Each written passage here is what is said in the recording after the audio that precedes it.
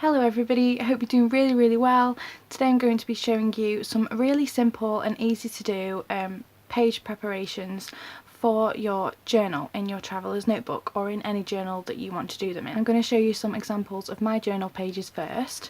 So this is my B6 Traveller's Notebook that you've all seen, and I've been doing a lot of page preparation in here for when I'm going to start journaling in here.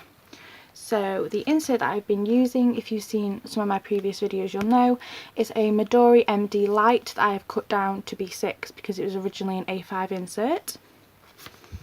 So these are some of the pages. I just like to keep it really simple and very pretty, so I use a lot of nice bright watercolours. This here is one of my favourite things to do in my journals.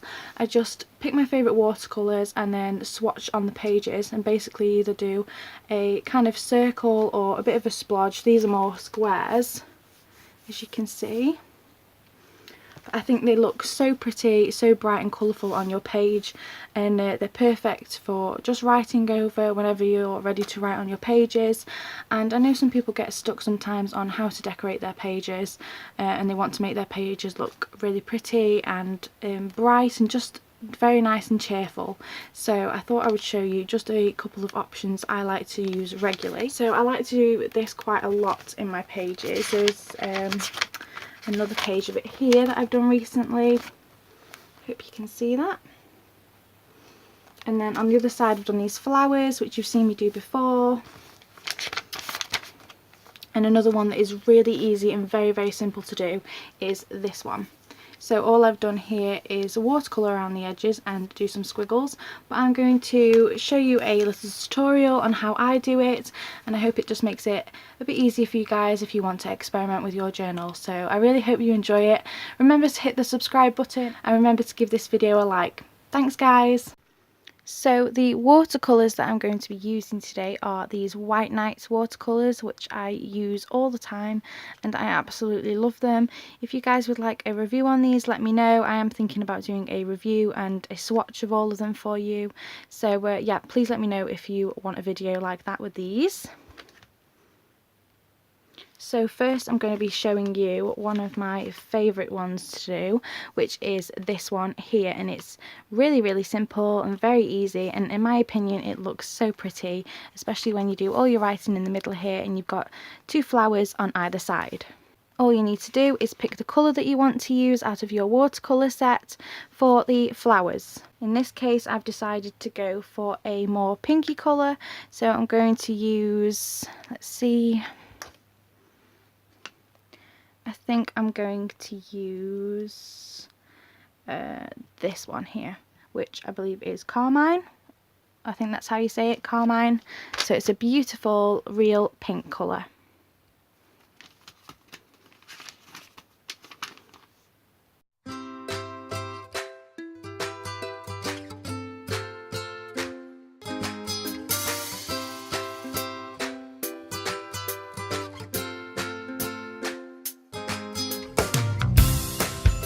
You may or may not have noticed that I have used two colours here.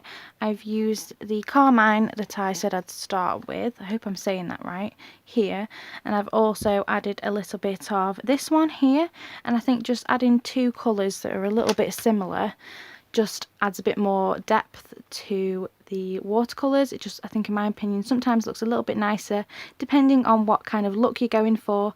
So yeah, in this case I'm using two different colours. I'm using a base colour and then just going over a little bit again with a different shade. So I'll bring you close up. You can see that I'm not being neat at all. It's quite messy and rough, and I think that's how it looks best.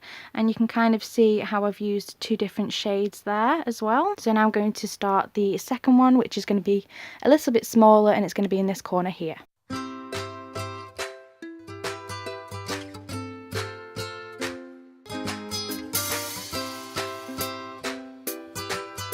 Okay, so now that that has dried, you can see I'm going to use my pen to create the flower outline, and you can kind of do whatever shaped leaves you want, whatever shaped petals that you want and things like that. So I'm just going to show you how I generally do it. I've had a few people ask me what kind of pens do I use to go over the top of watercolour with when I'm doing these kind of flowers, and these are some of the ones that I've used. This manuscript handwriting pen, this TWSBI Eco mini fountain pen, and this Uniball micro pen. And either of these, any of these have worked really well. Anything like this should do the job perfectly fine. This time I'm going to be using this TWSBI Eco pen. So you just want to do loose squiggly lines really, unless you're a bit more neat than me, then you might want to take a bit more time and precision to do this.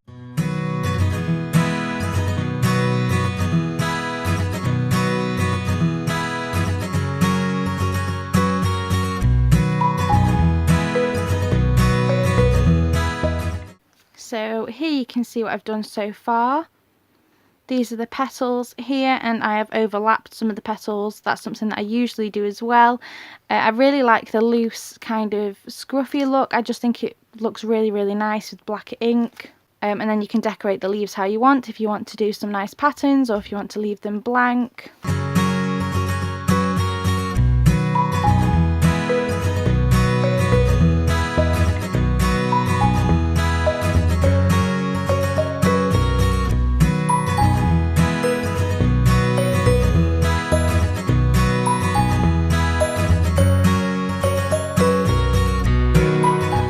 So there you go, that is the first page done, and as you can see I like to draw around the petals multiple times just to play around with lines a little bit, and that's just how I like the look of it.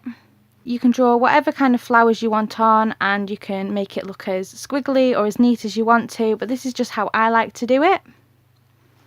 So moving on to the second page, I'm going to be doing a really quick easy border, so then I can do mostly writing in the middle with just a little bit of simple decoration on the outside. For this I'm going to be using a smaller paintbrush, and I'm going to be choosing a contrasting colour to the pink, so maybe a blue or a green or something like that.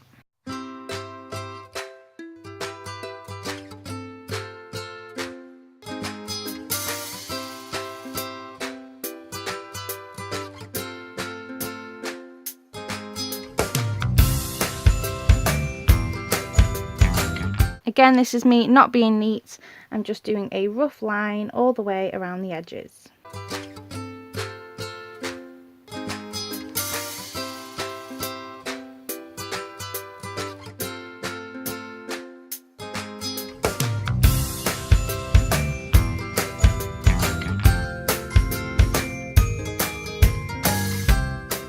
There we go, now we just need to wait for that to dry before I can start using pen along the outside as well. So now that that's dried, pick whatever pen you want to use. Again, I'm going to use the TWSBI.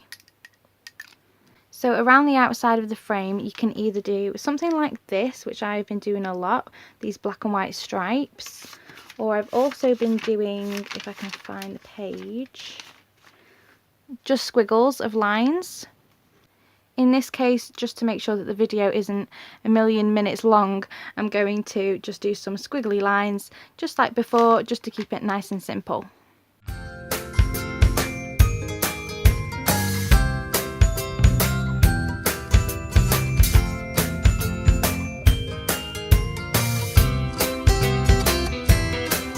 So you just want to go around the edges, like a frame, just as many times as you want to until you are happy with the page.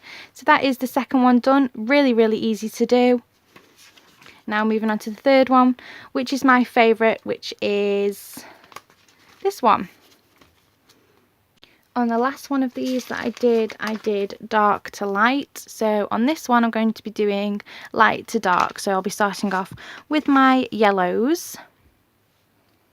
And I'm going to be using this thicker brush again. This is the Graduate Daler and Rowney Round Wash number 18 from Hobbycraft, and it is my favourite watercolour brush. It is so good. I really love it and recommend it. So this is the brush I'm going to be using.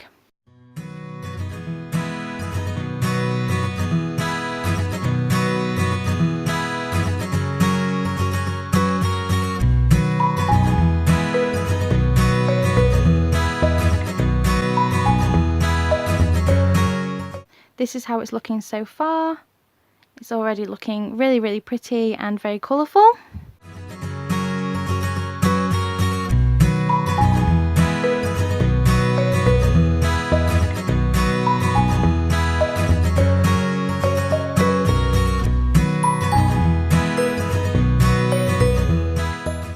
Here is the finished product, guys. This is definitely one of my favourite pages to do. I just love how bright and happy that it looks, and your writing still shows up perfectly fine when you write over the top, or at least it has for me when I've used black ink. I think as long as you use black ink you'll be fine. So that's the third page, the second page that we did, and the first page that we did.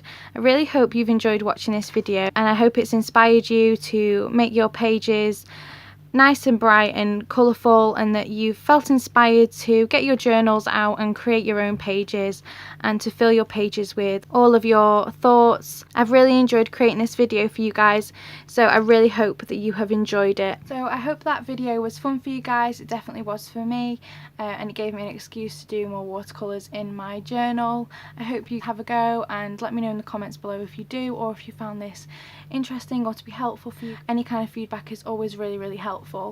And I just wanted to thank you so much for letting me hit 500 subscribers. I hit 500 subscribers towards the end of last year, and now I'm at like 530 I think or something, and I just want to thank you all so much, every single one of you who watches my videos, because it means so much to me.